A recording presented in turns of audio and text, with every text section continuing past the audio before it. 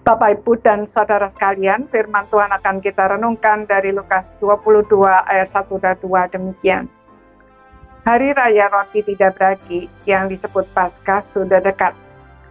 Imam-imam kepala dan ahli-ahli Taurat mencari jalan bagaimana mereka dapat membunuh Yesus. Sebab mereka takut kepada orang banyak.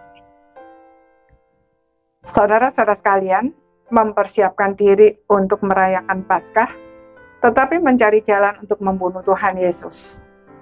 Itulah yang dilakukan para ahli Taurat dan imam-imam kepala. Mungkin kita bertanya-tanya, kok bisa ya? Namun itulah salah satu aspek dari natur manusia berdosa yang patut kita waspadai.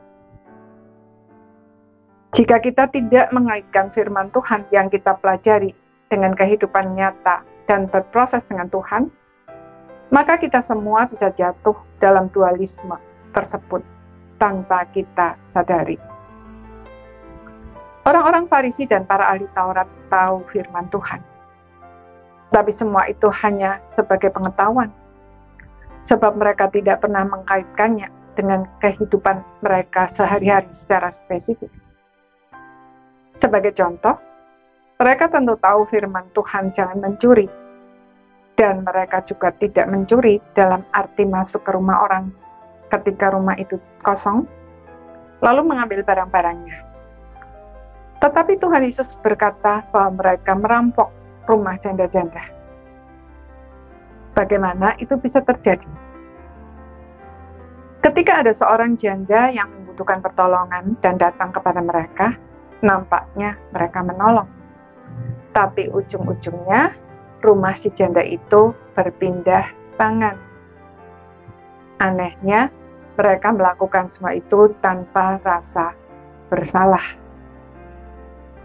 Saudara, kita diselamatkan karena kasih karunia.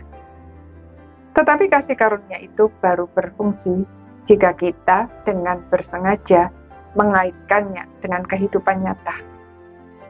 Artinya, kita perlu menyediakan waktu untuk merenungkan apa makna firman Tuhan bagi situasi kita secara spesifik.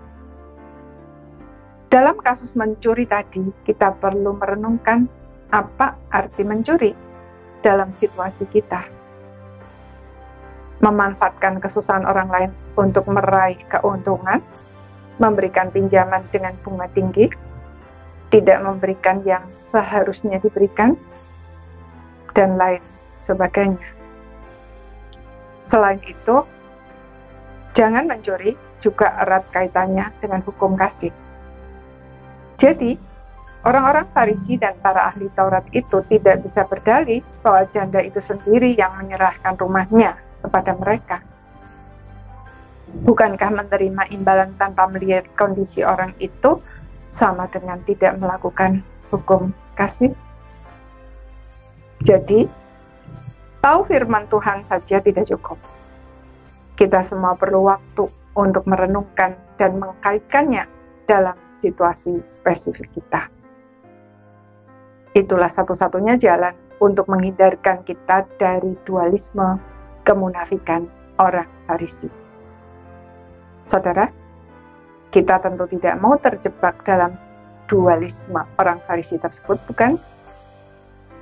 Masalahnya adalah, maukah kita melakukan proses tersebut setiap hari? Amin.